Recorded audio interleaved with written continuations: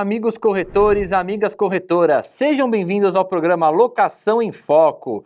Hoje nós vamos falar de um tema que ocorre diariamente nas imobiliárias, principalmente quando há um contrato de fiança, que é a exoneração do fiador.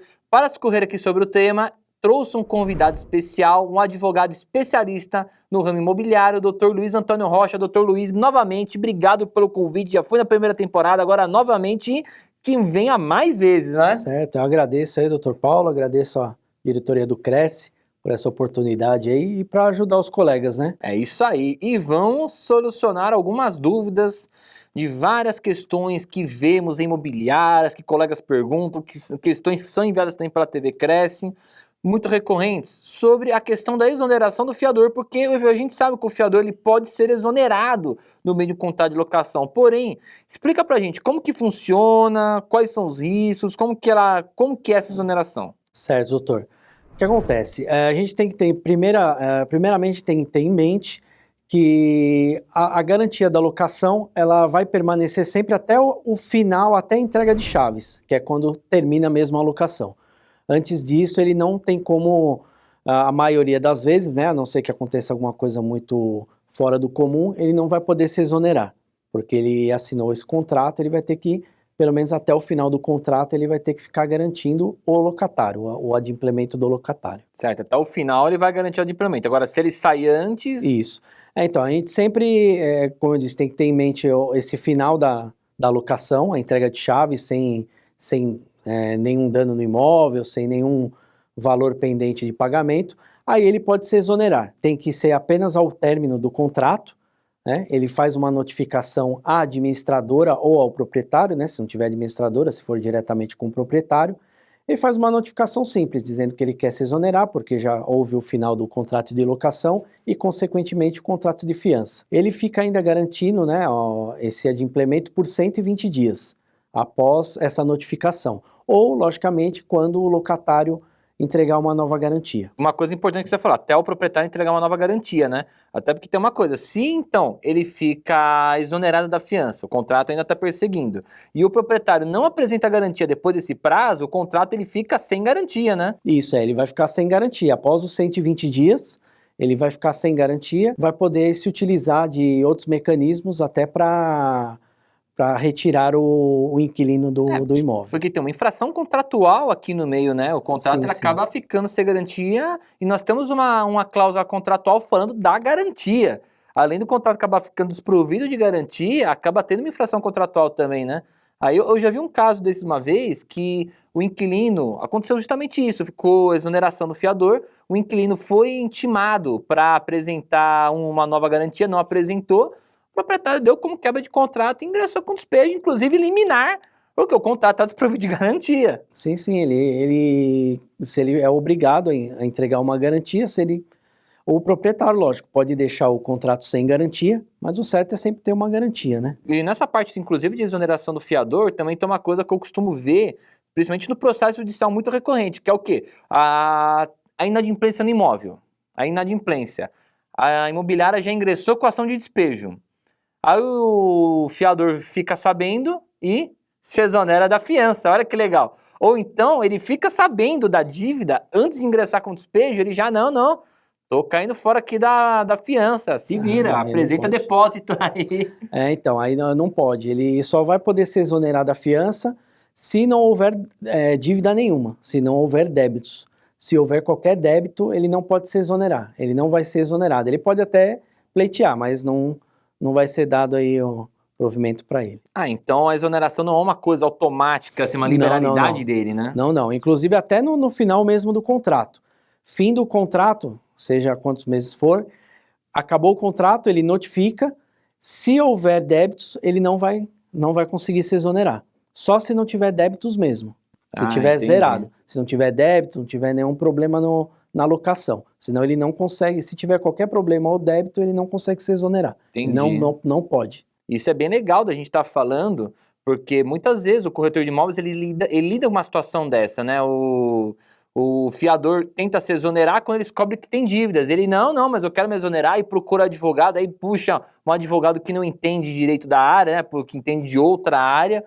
não, mas ele tem que se exonerar porque é direito dele, que é direito dele, que é direito dele, e o corretor não sabe o que fazer. É direito dele se exonerar, mas desde que não haja nenhum débito. Se Com houver débito, débito, não pode se exonerar. vai garantir a locação até o final, Até o não final. ter o que fazer. Até não ter nenhum débito. Não, tá certo, porque senão perde a intenção do fiador, né? Não tem Sim, como. com certeza. Se ele é o garantidor, aí quando tem o débito, ele se exonera, então que Pra garantia que é que essa? serve o fiador, Então né? não tem Pra garantia, nada. aí não tem garantia E uma nenhuma. coisa também que é interessante, a forma que ele vai fazer essa notificação, ele tem que fazer essa notificação para a administradora ou para o proprietário, no caso de uma alocação direta com o proprietário, né? Se for... Sim, notifica quem for o responsável pela alocação, a administradora ou diretamente com o proprietário. Isso, e fazer uma notificação não basta fazer a notificação, tem que fazer uma notificação de uma forma que você tenha a prova dessa notificação. Ou você manda um e-mail com uma confirmação de recebimento, o WhatsApp com a tela printada já com os 2 azulzinhos, né? Um aviso de recebimento. É sempre bom, a gente sempre procura mandar com um aviso de recebimento ou na própria administradora. Leva-se a notificação, a pessoa vai lá, bate o carimbo de recebido para comprovar que recebeu. Fazer um protocolo, né? É um Senão protocolo, você tem que estar com a prova do que você falou, ou né? em livro de protocolo, ou no próprio documento, faz um protocolo, porque tem que ser uma notificação efetiva, né? Senão ele vai Legal. falar, não, você não notificou, não notificou. O certo é ter efetividade na notificação, senão não adianta. Legal. Estamos com alguns casos práticos aqui, questões enviadas pela TV Cresce, e eu vou estar passando aqui para o doutor. Primeiro caso, uma pessoa que perguntou assim, fui fiador do meu sobrinho, e quando notei que ele não pagava aluguel, pedi exoneração. Não respondo por mais nada? É uma questão que a gente até o que discorreu nós agora há acabamos pouco, de né? falar agora, doutor. Não tem como. Ainda mais ele sabendo que tem débito, né? Com débito não tem como mesmo ele se exonerar. Ele Não quis se adianta. livrar da dívida, né? Ele vai se livrar. Ah, não, tá devendo. Não adianta. Tem que quitar o débito, depois ele vai se exonerar. E, logicamente, ao final do contrato, né? Final contrato. Senão, como a gente falou, não adianta, né? Para que serve a fiança? Com certeza. Fiança serve para cobrir uma dívida. E quando ele descobre que tem uma dívida, ele não quer quero sair. cair fora. O que pode acontecer, a gente sempre frisa que é ao final do contrato que ele vai fazer essa exoneração. Mas, logicamente, que como sendo um contrato, né, as partes podem entrar em um acordo. Por exemplo, o fiador vai viajar, vai ter algum problema e quer se exonerar e conversa com o proprietário ou a administradora. Se o proprietário acordar, né, e o locatário, logicamente, tiver outra garantia, outro fiador ou outra garantia qualquer para entregar, ele pode se exonerar também de qualquer forma. A lei não diz nada de, não pode até o final do contrato. A única coisa que tem que verificar se há débitos ou alguma pendência. Do resto, eles podem entrar em um acordo se for antes do final do contrato também. Tem um outro caso aqui também, esse aqui foi um colega advogado que me mandou. O fiador provou que possuía uma casa na apresentação do contrato. Ele mostrou lá que ele tem imóvel, mostrou matrícula, bonitinho. Quando ele foi executado, ele já havia vendido imóvel. E aí, execução, isso daqui gera fraude, ele ter vendido o imóvel? Não, de forma alguma. O fiador, ele presta uma garantia, não é uma garantia real, é uma garantia fidejussória, que nós chamamos. Ele responde com o patrimônio dele e não dando alguma coisa em garantia. Ele, sendo fiador, ele responde com os bens dele. Nada impede de, no dia dele assinar o contrato, ele ter vários bens, várias casas, vários imóveis, etc., e depois, no decorrer da locação, ele vender. Não é fraude à execução, porque ele responde com o patrimônio dele e não dando algum bem em garantia, que aí seria uma garantia real, que não é o caso. Inclusive uma coisa que até nas nossas palestras, quando o senhor deu quarta nobre, o senhor frisou isso também, né, doutor? Sim. Que isso daí chega a ser até crime, né? Dupla garantia, né? Não pode ocorrer a dupla garantia. Se ele é fiador, é fiador. Muitos contratos de locações a gente pega, o que acontece? Está escrito, o fulano de tal é fiador, tal, e está apresentando um imóvel de sua propriedade. Isso daí eu costumo dizer para não colocar no contrato, não é bom. Mas, logicamente, que também não configura que ele está dando em garantia.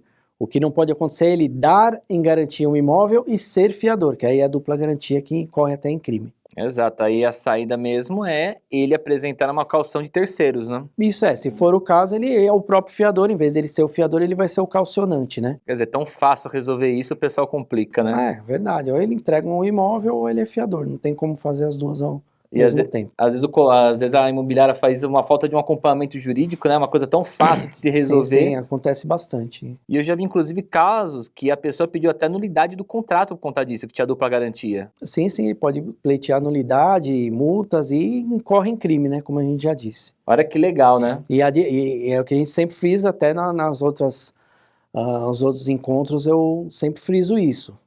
O locatário, ele pode ser, né, que seja penalizado nisso daí, mas o principal é a administradora, porque a administradora, que é o expert no assunto, ela está vendo que tem uma dupla garantia, né, não pode deixar ocorrer isso. O corretor até o corretor, se for o caso, pode incorrer, porque ele é o técnico que tem que dizer para as partes, isso aqui está errado, isso aqui está certo, e é um crime, né, ele vai responder por isso. Com certeza.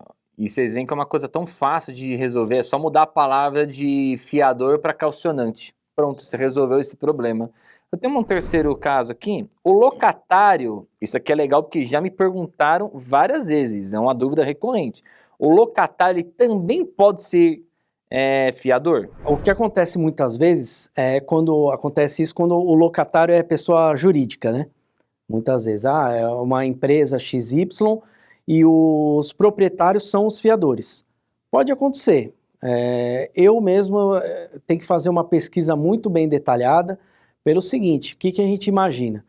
Se é uma empresa locatária, ela já não está pagando os aluguéis e os proprietários dessa empresa, elas são os fiadores, consequentemente, né, a chance de não adimplemento é grande, né? Ou seja, a gente procura não fazer isso. Apresenta uma outra pessoa como fiador, é mais plausível. Agora, a pessoa física... Não, pessoa física de forma alguma. Ela não pode ser fiadora dela mesma. Ela tem que apresentar uma garantia separada. Isso é importante frisar, porque eu já recebi várias perguntas sobre a questão de pessoa física, inclusive. Não, pessoa física não. O proprietário falou, não, mas eu quero que configure aqui o inquilino como fiador. Não, mas se ele já como inquilino não paga, como fiador ele vai garantir ele mesmo, não faz sentido. Não tem como. O que acontece, se acontece isso, eu já breco, não tem como acontecer. E na pessoa jurídica também a gente faz esse detalhamento aí bem aí para não ter esse problema. Na pessoa física, na verdade, nem tem como, né? Então a pessoa ser garantidora dela mesma. Não existe. Agora, na pessoa jurídica dá, mas não é viável que isso aconteça. Viável, né? Pelo que eu já disse. Se já não pagou como empresa, vai pagar, né? Vai ter que ir atrás dos sócios, tudo é um pouco complicado. Porque depois, se você vai executar a empresa, você tem a desconsideração da personalidade jurídica e pode pegar o patrimônio dos sócios. Vai pegar o patrimônio dos sócios do mesmo jeito. Então também não faz sentido da mesma forma. Vai ficar naquelas mesmas pessoas. É sempre bom ter uma garantia mais efetiva. É isso aí. Gente, então, quando a gente fala de fiança, tem que tomar cuidado porque realmente o contrato de fiança não é uma segurança tão alta como algumas pessoas acham do que é.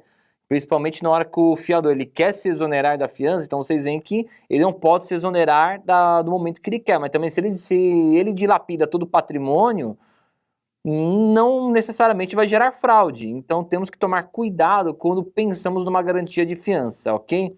Tome muito cuidado nisso. Dr. Luiz, agradeço aqui as explicações, agradeço aqui as dúvidas que foram explanadas. Deixa aqui o espaço se você quiser deixar contatos, fique à vontade. Eu agradeço novamente aí, o Dr. Paulo, sempre aqui no programa, a gente tenta sempre ajudar aí os corretores, né, os amigos.